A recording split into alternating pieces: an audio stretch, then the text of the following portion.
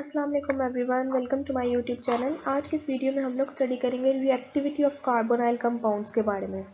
Already हम लोग discuss कर चुके हैं कि कार्बोनाइल कंपाउंड्स क्या होते हैं। ऐसे ऑर्गेनिक कंपाउंड्स जिनमें कार्बोनाइल फंक्शनल ग्रुप हो उन्हें हम कार्बोनाइल कंपाउंड्स कहते हैं, और इनकी दो कैटेगरीज हैं हमारे पास, एल्डिहाइड्स एंड कीटोन्स। दोनों में कार्बोनाइल फंक्शनल ग्रुप होता है। ओवरऑल हम कह सकते हैं कि आज की वीडियो में हम लोग स्टडी करेंगे एल्डिहाइड्स एंड कीटोन्स की रिएक्टिविटी के बारे में।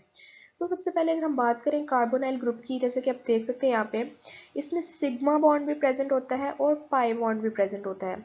Due to the presence of this pi bond, carbonyl group या carbonyl compounds can undergo addition reactions. Means के जो भी रिएजेंट्स इसके साथ रिएक्ट करेंगे वो मोस्टली इन कार्बोनाइल ग्रुप में ऐड होके रिएक्शन शो करेंगे, क्योंकि इसमें अनसेचुरेशन है, इस ग्रुप में पाई बॉन्ड प्रेजेंट है। Due to unsaturation present in this group, it undergoes addition reactions. अब बात करें हम लोग इन एटम्स की जो कि कार्बोनाइल ग्रुप में प्रेजेंट है, तो हमें पता है कि that there is an electronegativity difference between carbon and oxygen. दोनों में इलेक्ट्रोनेगेटिविटी डिफरेंस है। Oxygen atom is more electronegative than carbon. Oxygen की इलेक्ट्रोनेगेटिविटी ज़्यादा है। इसकी वजह से ये जो पाई इलेक्ट्रॉन्स दोनों एटम्स के दरमियान शेयर्ड है, इसको ऑक्सीजन अपनी तरफ ज़्यादा अट्रैक्ट करता है, and as a result it attains a partial negative charge on it, and due to the unequal distribution of these pi electron, carbon attains a partial positive charge, and due to the presence of this partial negative and partial positive charge, carbonyl group can have both nucleophilic and electrophilic addition reactions. क्यों? क्योंकि this oxygen is nucleophilic in nature. Nucleophile कौन सा होता है? जो कि nucleus loving होता है, इलेक्ट्रॉन रिच होता है, and this carbon having partial positive charge is actually electrophilic in nature because it attracts electrons due to the presence of partial positive charge. It is electron poor. So overall nucleophilic and electrophilic दोनों reactions possible हैं in case of carbonyl compounds, but mostly हम लोग study करते हैं nucleophilic addition reactions for aldehydes and ketones. आज की video में भी हम उन्हीं रिएक्शंस को डिटेल में देखेंगे। अगर हम लोग बात करें न्यूक्लियोफिलिक एडिशन रिएक्शंस की, तो जैसा कि हमने पढ़ा है कि इस कार्बोनाइल ग्रुप में इलेक्ट्रोफिलिक सेंटर और न्यूक्लियोफिलिक सेंटर दोनों प्रेजेंट है। कौन से टाइप का रिएक्शन ये शो करेगा, ये डिपेंड करता है कि हम कौन सा रिएक्शन चाह रहे हैं एल्डिहाइड्स एंड कीटोन्स के साथ, इलेक्ट्रोफिलिक एडिशन रिएक्शन या न्यूक्लियोफिलिक एडिशन रिएक्शन, या फिर हम कौन सी कंडीशंस प्रोवाइड कर रहे हैं for the reaction to take place, and as a result product our desired product will be formed. अगर हम बात करें न्यूक्लियोफिलिक एडिशन रिएक्शंस की ही, कि जो कि आज का हमारा मेन टॉपिक है, तो हमें पता है कि अनसिमेट्रिकल सेंटर है, ये इलेक्ट्रॉनिक डिस्ट्रीब्यूशन है इन कार्बोनाइल ग्रुप। होता क्या है कि जब कोई न्यूक्लियोफिलिक रिएजेंट रिएक्ट करता है कार्बोनाइल ग्रुप के साथ, this nucleophilic part attacks on this electrophilic carbon of the carbonyl group, and as a result this double bond between oxygen and carbon, this pi bond is broken. होगा क्या कि जो हमारे पास nucleophilic reagent है उसका negative part या nucleophilic part जो है वो कार्बोनाइल ग्रुप के कार्बन के साथ बॉन्ड बना लेगा, जैसा कि आप देख सकते हैं, एंड द हाइड्रोजन या positive part of the reagent will form a bond with oxygen. क्योंकि जो ऑक्सीजन ने दूसरी बॉन्ड बनाई हुई थी कार्बन के साथ, वो तो ब्रेक हो गई थी जब न्यूक्लियोफाइल ने इसके साथ बॉन्ड बनाया था, जैसे कि आप यहाँ पे देख सकते हैं, nucleophile has form a bond with carbon, and this hydrogen from nucleophilic reagent has formed a bond with oxygen. This was a general reaction showing the nucleophilic addition reaction in case of carbonyl compound. Nucleophilic addition reactions की अगर हम बात करें तो इनकी आगे से दो टाइप्स हैं. It can be either acid catalyzed or base catalyzed. Means के nucleophilic addition reactions of aldehydes and ketones हमेशा acid या base catalyst की presence में ही होंगे. No matter acid is used as a catalyst or base is used as a catalyst, adduct will be same. Means कि in case of same nucleophile, अगर हम same nucleophile use कर रहे हैं और same carbonyl compound use कर रहे हैं, the product will be same. इससे फर्क नहीं पड़ता कि acid use हो रहा है as a catalyst या base use हो रहा है catalyst के तौर पे. Base का काम क्या है actually? It increases the nucleophilic character of the reagent. Nucleophilic character means कि nucleus loving character which is already electron rich and it attracts the nucleus, while an acid catalyst promotes the nucleophilic attack by increasing the electrophilic character of carbonyl group carbon। Acid catalyst का क्या काम होता है कि जो carbonyl group का carbon है जिस पे ऑलरेडी पार्शियल पॉजिटिव चार्ज है उसको इलेक्ट्रोफिलिक करैक्टर और इन्हांस कर दे ताकि वो मोर स्ट्रॉन्गली अट्रैक्ट कर सके इलेक्ट्रॉन्स को अपनी तरफ। एंड एज अ रिजल्ट क्या होगा, न्यूक्लियोफिलिक अटैक जो है वो प्रमोट होगा या न्यूक्लियोफिलिक एडिशन रिएक्शंस फेवरेबल होंगे। सो कैटलिस्ट का एक्चुअली काम क्या होता है, रिएक्शन को स्पीड अप करना, ठीक है, एक्टिवेशन एनर्जी को कम करना। सो एसिड कैटलिस्ट यूज हो या बेस कैटलिस्ट यूज हो, पर्पस क्या है, न्यूक्लियोफिलिक एडिशन रिएक्शंस को फेवरेबल बनाना। सो दोनों का काम यही है। बस बेस क्या करता है, nucleophilic character of the reagent को इंक्रीज करता है, जबकि एसिड क्या करता है, acid catalyst it increases the electrophilic character of carbonyl group carbon and indirectly promotes the nucleophilic attack. जैसे कि आप देख सकते हैं बेस कैटलाइज एडिशन रिएक्शन में होता क्या है, सबसे पहले एक बेस रिएक्ट करती है किसी न्यूक्लियोफिलिक रिएजेंट के साथ जिसको ऐड करवाना है कार्बोनाइल कंपाउंड में। This base abstracts this proton from nucleophilic reagent and as a result a nucleophile is generated and water is formed, as you can see.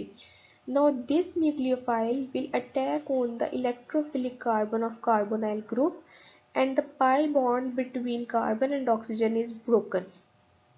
अब देख सकते हैं क्या प्रोडक्ट बन रहा है कि जब ये न्यूक्लियोफाइल अटैक करता है इस कार्बोनाइल ग्रुप के कार्बन पे तो न्यूक्लियोफाइल कार्बन के साथ बॉन्ड बना लेता है, लेकिन जो बॉन्ड पाई बॉन्ड प्रेजेंट होती है कार्बन और ऑक्सीजन के दरमियान वो ब्रेक हो जाती है।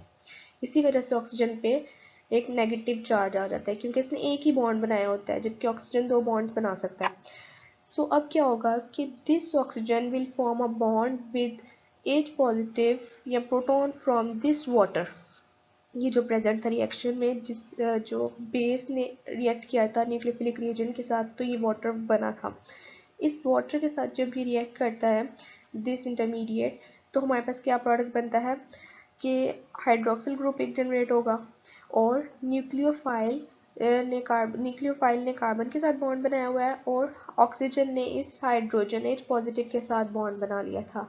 इन शॉर्ट हम ये भी कह सकते हैं कि बेस जो है वो रीजनरेट हो गई है as at the end of the reaction जो कि एज अ कैटलिस्ट यूज किया था। और हमने क्या पढ़ा है, यही पढ़ा हुआ है ना कि कैटलिस्ट जो है वो रीजनरेट हो जाता है, वो रिएक्शन को जो है चेंज नहीं करता, जस्ट रिएक्शन को स्पीड अप करता है।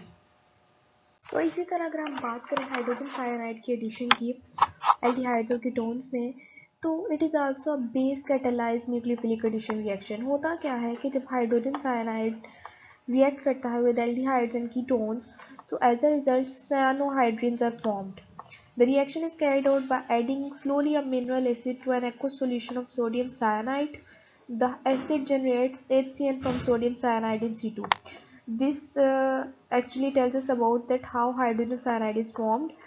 कि जब सोडियम साइनाइड के aqueous solution में कोई mineral acid suppose sulphuric acid डालें तो होता क्या है कि हाइड्रोजन साइनाइड जनरेट होता है जो कि फर्दर रिएक्ट करता है with aldehydes and ketones to form साइनोहाइड्रीन्स।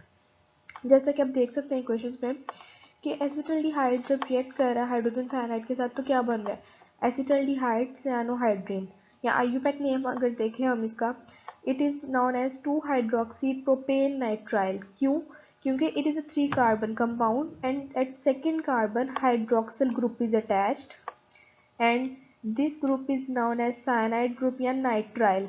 So the name 2-hydroxypropane nitrile is given to this compound which is formed as a result of reaction between an aldehyde and hydrogen cyanide. इसी तरह अगर हम बात करें ketone की, एक acetone की, तो हाइड्रोजन साइनाइड के साथ जब ये रिएक्ट करता है तो क्या बनता है, एसीटोन साइनोहाइड्रीन या 2-hydroxy 2-methyl propane nitrile at second carbon hydroxyl group and methyl group is attached which is also mentioned in the name given to this compound. अब अगर हम बात करें साइनोहाइड्रीन्स की जो कि बनते हैं as a result of reaction between carbonyl compounds and hydrogen cyanide, तो अगर इन साइनोहाइड्रीन्स की हम एसिड हाइड्रोलिसिस करवाएं यानी कि in the presence of an acid इनको ब्रेक किया जाए तो हमारे पास क्या प्रोडक्ट बनता है, carboxylic acid through an acid amide. Acid amide act as a reaction intermediate but the final product will be a carboxylic acid. जैसे कि नीचे आपको इक्वेशन में शो हो रहा होगा, this is an acetaldehyde cyanohydrin, जो कि हमने प्रीवियस रिएक्शन में भी देखा है कि जब एसिटल्डिहाइड रिएक्ट करता है हाइड्रोजन साइनाइड के साथ तो क्या बनता है, acetaldehyde cyanohydrin. When this is acid hydrolysed, यानी कि एसिड के प्रेजेंस में इसको हाइड्रोलाइज कराया जाए या इसकी हाइड्रोलिसिस की जाए तो क्या बनता है हमारे पास product, this is 2 hydroxy propanoic acid. This is 1 carbon, this is second carbon and this is third carbon. Second position पे क्या अटैच है, hydroxyl group. So this is known as 2 hydroxy propanoic acid या फिर इसे lactic acid भी कहते हैं. And ammonium bisulphate is formed as a by product. The reaction is used in the synthesis of alpha hydroxy acids that contains 1 carbon more than the number of carbon atoms in starting aldehydes or ketones. देख सकते हैं कि हमारे पास acetaldehyde में कितने carbons present होते हैं, 2 carbons ना, 1 and 2, but this is a cyanohydrin. लेकिन एसिटल्डिहाइड की बात करें उसमें 2 कार्बन्स हैं, बट जो मेन प्रोडक्ट है हमारे पास अल्फा हाइड्रोक्सी एसिड, उसमें कितने कार्बन एटम्स हैं, 1 2 3. So this is mention here कि जो प्रोडक्ट बनता है उसमें एक कार्बन ज़्यादा होता है पेरेंट एल्डिहाइड या कीटोन से.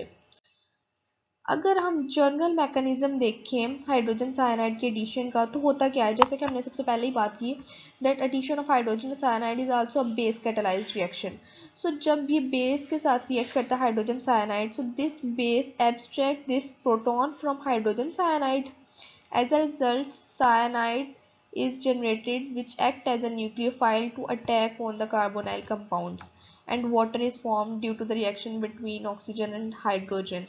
This cyanide group will attack on the electrophilic carbon of the carbonyl group, and this pi bond is shifted to it or to the oxygen, and as a result oxygen is showing negative charge because it is forming only a single bond with carbon atom. The pi bond between carbon and oxygen was broken when this cyanide formed a bond with carbon. Now this oxygen satisfies its valency by abstracting a proton from this water which was generated initially. ये water से जो proton है ये इस oxygen के साथ react करता है और एज अ रिजल्ट हमारे पास एडिशन प्रोडक्ट या साइनोहाइड्रिन बनता है और हाइड्रोक्सिल ग्रुप भी रीजनरेट होता है जो कि यहाँ से H पॉजिटिव और हाइड्रोक्सिल ग्रुप के दरमियान बॉन्ड ब्रेक होने से रिलीज होता है.